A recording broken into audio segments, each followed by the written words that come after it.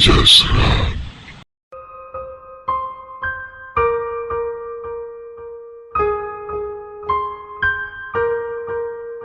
Assalamualaikum warahmatullahi wabarakatuh. Kembali bersama saya, Mbak Tukiem, janda kembang pasir, yang menjadi rebutan lelaki hidung belang, di desa saya. Hari ini, kembali saya hadir di tengah kalian semua. Untuk apa lagi kalau bukan untuk menghibur kalian para jomblo, para pengangguran sejati dan para ibu rumah tangga yang sedang kesepian ditinggal kerja sama lakinya. Tanpa berlama lagi, karena saya juga mau netekin anak. Langsung saja kita dengerin bersama ceritanya. Sebelumnya, pakai handsfree, pejamkan mata, matikan lampu, agar kalian bisa merasakan sensasi horornya. Jangan lupa subrek dong ya. Gue tampar bulak-balik kalau enggak. Selamat mendengarkan. Cerita pertama berjudul, Pertama Kali Melihat Makhluk Halus.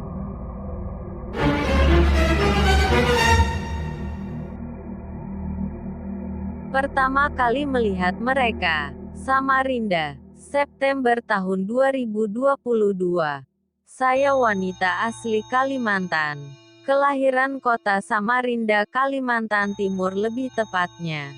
Ayah saya bersuku Kutai dan ibu bersuku Banjar. Banyak cerita yang ingin saya ceritakan di sini. Cerita-cerita tentang pengalaman mungkin agak horor bagi kalian.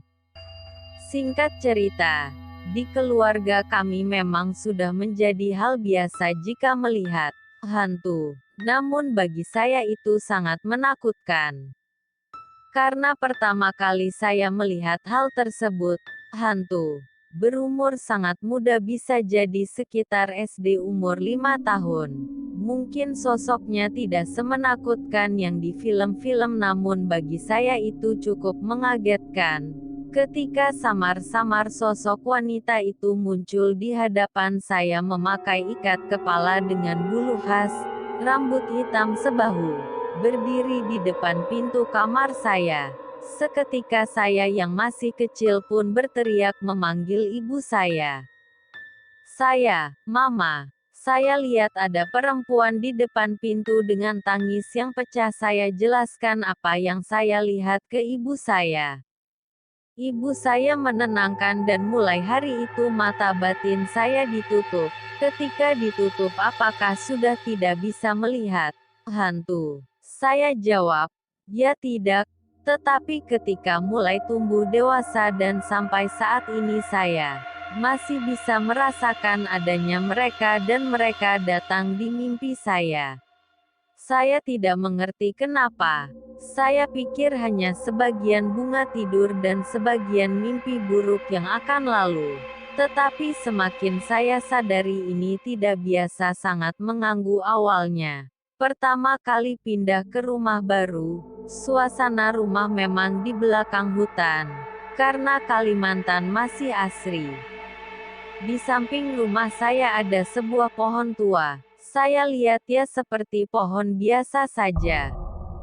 Sungguh, ketika malam saya tidur mimpilah pohon itu. Kebetulan pohon itu tepat di samping kamar saya. Dari pohon itu saya melihat sosok anak kecil sangat lincah. Botak memakai bawahan seperti popok zaman bahela berwarna putih. Dadah-dadah ke saya seperti ingin berkenalan. Saya terbangun dan beristighfar. Besoknya saya cerita lagi ke ibu saya. Mama, tadi malam saya mimpi didadahin anak kecil di pohon itu. Tunjuk saya. Mama, oh, iya itu memang pohon tua kak. Mungkin dia mau kenalan. Tapi jangan. Ya. Setelah dari beberapa pengalaman itu saya mengerti oh, oke berarti gak apa-apa. Makin beranjak dari sini yang dateng macem-macem aja. Makin lama makin takut juga, apalagi setelah menikah dan punya anak. Saya harus jaga anak saya yang kata orang darah manisan. Bismillah insya Allah. selalu dalam perlindungan Allah SWT. Cerita di atas adalah sepenggal pengalaman saya. Sebenarnya banyak yang mau saya ceritakan, tapi singkatnya waktu dan bulu kuduk ini sudah merinding. Hanya ini yang bisa saya ceritakan. Semoga suka pengalaman pribadi ini. Lain kali saya akan ceritakan lagi cerita lainnya. Terima kasih.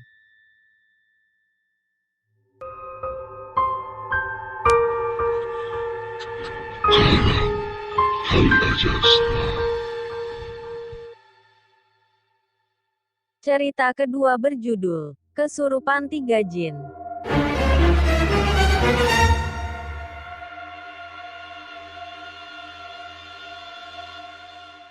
Kesurupan Tiga Jin. Hai semuanya, jumpa lagi bersama saya Wahid dari Makassar.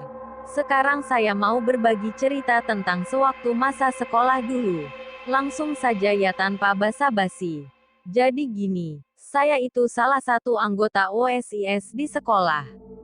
Kejadian ini terjadi pada tahun 2009 saat saya duduk di kelas 3 SMA. Sekolahku memang dapat dibilang angker karena dulu bekas pembuangan mayat TNI. Pengalaman ini terjadi saat kita sedang mengadakan LDKS, latihan dasar kepemimpinan siswa. Saat hari pertama, tepatnya hari Jumat pagi, kita memang belum merasakan apa-apa sampai hari kedua keanehan pun mulai terjadi. Saat memasuki waktu salat maghrib, adik kelas saya bernama Maya langsung berperilaku aneh. Suka senyum-senyum sendiri kalau di depan cewek, tapi beda kalau di depan cowok, matanya langsung menatap tajam seakan-akan dia marah. Tapi itu belum membuktikan apa-apa. Malam itu jam 23 kita mengadakan api unggun. Tawa riang pun membuat ramai suasana malam itu. Waktu itu saya mengantar teman saya ke toilet, 5 menit berlalu dan Maya masuk ke dalam toilet sebelahnya. Karena di sekolah kami waktu itu belum ada batasan yang ini toilet pria, yang ini toilet wanita. Saat itu saya merasa aneh, seperti ada yang memperhatikan. Saat saya perhatikan kelas lantai 2, betapa terkejutnya saya melihat wanita tinggi, berbaju putih dan rambutnya hitam panjang sedang berdiri membelakangi saya. Karena penasaran saya senter ke lantai 2 dan sekali lagi, betapa terkejutnya saya, ternyata itu adalah kuntilanak penghuni sekolah kami. Rasa takut pun seakan menyerangku. Dan tiba-tiba temanku yang ada di dalam toilet memanggil saya, aku malah tambah kaget dibuatnya. Kemudian saya senter kembali ke atas lantai 2 dan baju putih yang saya lihat tadi pun menghilang. Tepat jam 0 Maya bertingkah seperti laki-laki, dan terpaksa kami kurung dia dalam ruangan. Kemudian Maya berteriak-teriak dan mengancam akan meminum autan yang ada di kolong meja. Kami pun panik dan Maya pun terlihat lemas. Saat kami buka pintunya, betapa terkejutnya di tangan Maya banyak sovelnya, dan saya segera membuatkannya susu putih.